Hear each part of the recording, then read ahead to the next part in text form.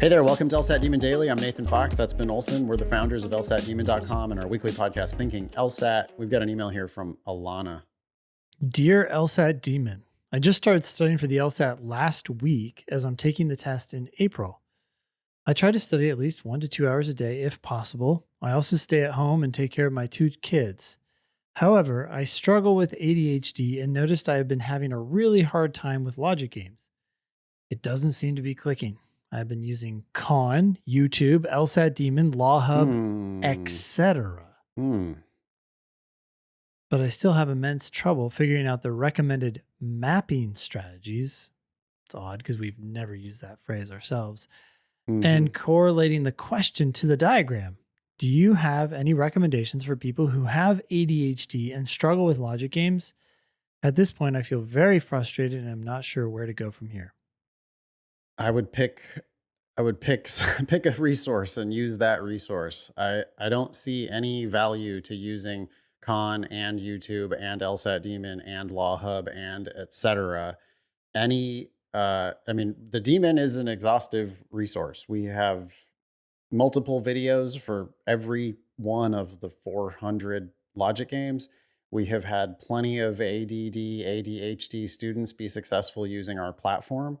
I would strongly recommend you to get accommodated for extra time. If you have an ADHD diagnosis, the makers of the test will give you 53 minutes per section or 70 minutes per section. Basically, just ask for what accommodation you think you want. Time and a half, 53 minutes is the most common, but we see people who get 70 minutes all the time. If you're just going to need a note from your doctor.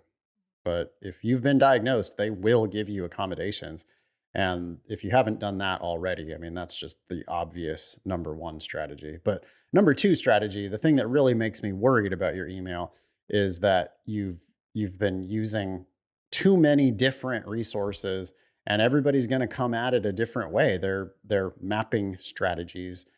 Like Ben said, we don't even call it that. We call it building worlds. Everybody's going to try to solve these games in a slightly different way, and you've got to find the thing that works for you. I think you can find the thing that works for you at LSAT Demon. If you're going to study with LSAT Demon, I would encourage you to not use these other resources. What do you think about this? I just started studying for the LSAT last week as I'm taking the test in April. Yeah, I'm glad you're studying 1 to 2 hours a day. I think that's perfect. I think that, you can be successful studying 1 to 2 hours a day. I just don't know that you're going to actually be ready to take the test in April. I don't know why you committed to the April test so far in advance. If you just started studying, you might not be ready for April. You've got to take practice tests and you've got to be realistic. Like, what are my practice test scores showing me?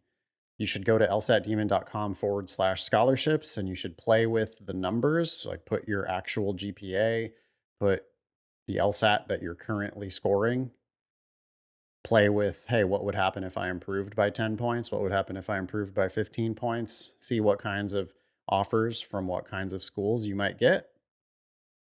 And then you've got to be, realistic about whether you're ready to take the test in April. It's a recipe for disaster to just decide I'm taking the test in April, because then people just end up taking it when they're clearly not ready. When April rolls around, if you look at your practice test scores and they're not going to get you into the kinds of schools you want to go to, if they're not going to get you the right kind of scholarship offers, then you're going to end up overpaying for a bad school with this plan.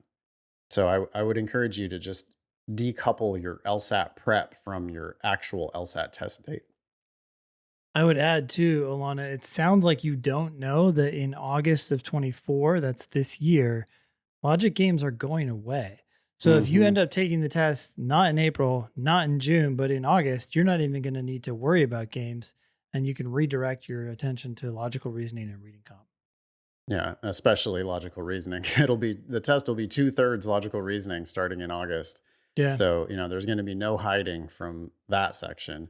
But the games, which is the scariest section for most people, they'll be gone starting in August. So this whole problem will disappear for you. For other students, though, they are aggressively taking the LSAT in February and April and June because games, even though it's the scariest section for most people, it's also the easiest section to perfect. So, for those who have seen some light at the end of the tunnel, I would encourage them to grind hard on the games and try to get a perfect game score on record in February or April or June. Great. Thanks for writing in. Email daily at lsatdemon.com if you'd like to ask us a question or share some LSAT or law school admissions news. Thanks for listening.